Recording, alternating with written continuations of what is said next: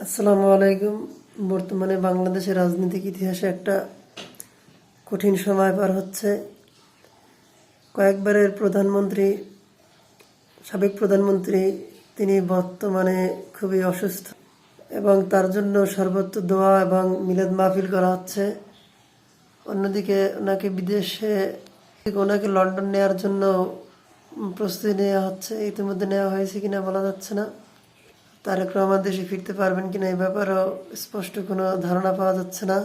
ওনার অবস্থা স্টেবল একটা মোটামুটি পর্যায়ে আসলে ওনাকে লন্ডন নেওয়া হবে।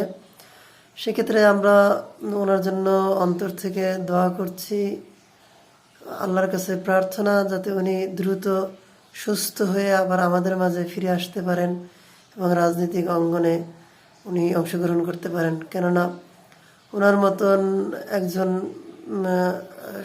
সজ্জন ব্যক্তি রাজনৈতিক অঙ্গনে এটা আমাদের অবশ্যই কাম্য এবং আমরা আশা করি উনি সুস্থ হয়ে আমাদের মাঝে ফিরে আসবেন এবং আমরা ওনার জন্য অন্তঃস্থল থেকে দোয়া এবং প্রার্থনা করছি।